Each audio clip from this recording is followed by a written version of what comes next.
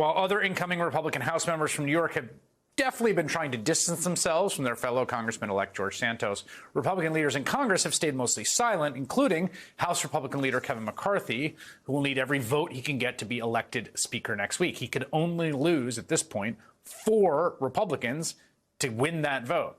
But at least one prominent Republican is calling on his party to take action after Santos is sworn in. Ron Nearing, a former chair of the Republican Party in California, former national spokesperson for Ted Cruz's 2016 presidential campaign, says Santos must be expelled from Congress. And Ron Nearing joins me now. Ron, good to have you on the program. Why do you think Republicans should take action on Santos? Well, I think this is a matter of situational ethics versus principles. And if we're a party of principle that we believe in the rule of law and the Constitution and good government, then we can't execute on our new House majority while we're protecting a guy like George Santos, who has already been established, regardless of any investigation to come, is a liar, has made up his entire life story, and is not someone to be trusted. Every single day that this guy continues to remain in office, once he's sworn in, does damage to the Republican Party. It damages our ability to govern, to implement our ideas, and he has to go. I mean, this guy is not someone who we should say in any shape, manner, or form is appropriate to be serving in any elected office at all. Here's the argument on the other side, which I actually don't even, I think has some merit to it. One is, it's kind of a no backseat situation. Like, you get elected, however, whatever you got to tell people, you get elected, the people elected you, you're now a member of Congress in good standing. But the other that I've seen is basically, hey, why move on this when you've got the local district attorney who's a Republican who put out a very strongly worded statement in Nassau County who's going to be looking into it, federal investigators. Just kind of let a deus ex machina take this off your hands if it's federal or local prosecutors who find something actually prosecutable and then deal with it then.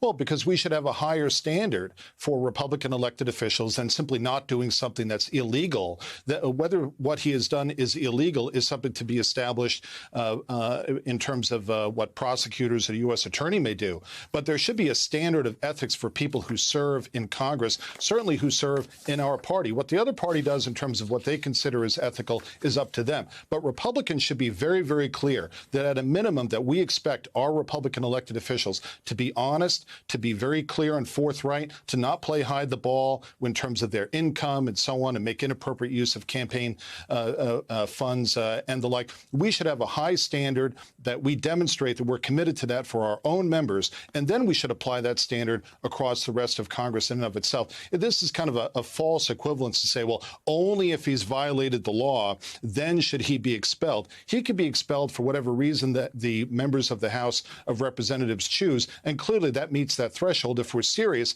about being an honest party and a party that places a premium on people who are in office for the right reason and are honest and can be trusted to do the people's business, which clearly this guy cannot be.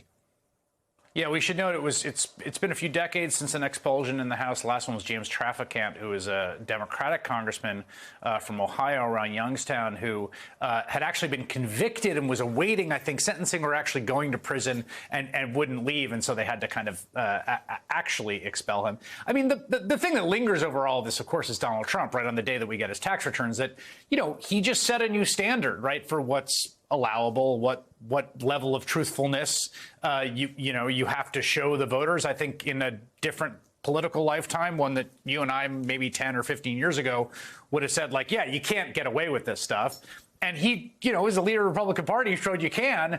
It just seems a little hard to kind of turn on George Santos when that's the guy who is still the sort of favorite to win the nomination, the leader of the Republican Party. Well, I don't think Donald Trump is going to be the Republican nominee in 2024, but that's a topic for a different show. But what we have here, in my 35 years in politics, I have never seen a candidate, much less an elected official, make up from whole cloth their entire life story. And then on top of that, have hundreds of thousands of dollars, which they cannot explain. Look, if there was a simple answer to how he all of a sudden, you know, is earning over $1 million a year after being a guy making $55,000 a year running customer service for for Dish Network or some other company. If there was a simple answer to that, he would have given it. But he gave a clue that he doesn't have a good answer, because when he had the opportunity to be in the original story from the New York Times, he instead chose to attack the New York Times and attack the reporters instead of provide his version of events, because I don't think he has a version of events that is honest and that the people will accept. So he's continuing to play hide the ball. And for no other reason than his absolutely incompetent response to this crisis, should he also be thrown out, because this is not someone who can be trusted with this office. His response since the New York Times story came out has been so bad, it has only served to magnify the problem, create a bigger national scandal for the Republican Party, worsen the damage, and lengthen the crisis. So it's really astonishing that anybody would say, yeah, we need to let the investigations play out for a while before we decide what to do. I've seen enough. He needs to go. Yeah, I think, again, speaking very practically and just in the sort of short-term political interest, it just seems like, particularly when you're dealing with this amount of money, it raises so many questions and so many red flags, and no one's going to give up on trying to get to the bottom of it. And he doesn't really have a good story. The closest he came in that Semaphore interview, I'm connecting people to sell their yachts. I don't know, maybe it's seems like a lot of yacht sales. It also seems like, how'd you figure out who? I wouldn't know how to start selling yachts tomorrow. I mean, God bless him if he could figure that out. But I mean, that's the other part of this from McCarthy's standpoint is you're about to take the gavel. It's the big, this is the Republican Party. We've got the majority now.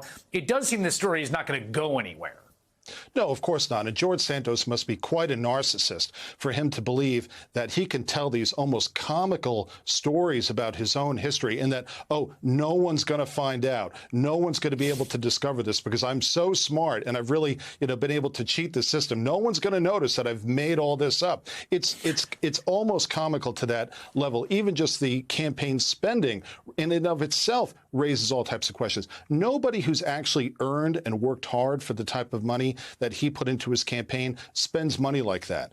A small business person running for office, putting their own money in the campaign, they are very, very careful with the money that they spent because that's how they got to be successful. Corporate people are used to dealing with large sums of money. They hire very competent people to go forward and execute on that. He's not doing either one of this. He is spending money in that campaign like it's clearly someone else's money. I'm very curious as to ultimately who it is that was paying for the campaign. That's a great point that when you if you loan $700,000 to the campaign and it's your money, you mean more penny pinching than normal, right? That's right. On the stuff about where people are staying, what expenses you're staying for, because that's your money. This is famously the case with a lot of self-funders who have to deal with, the campaign staff to deal with them sort of penny pinching and looking after every expense. It's a really good point. That doesn't seem to be the case here. Ron Nearing, thanks for coming on tonight. Really appreciate it. You bet. Thanks, Chris.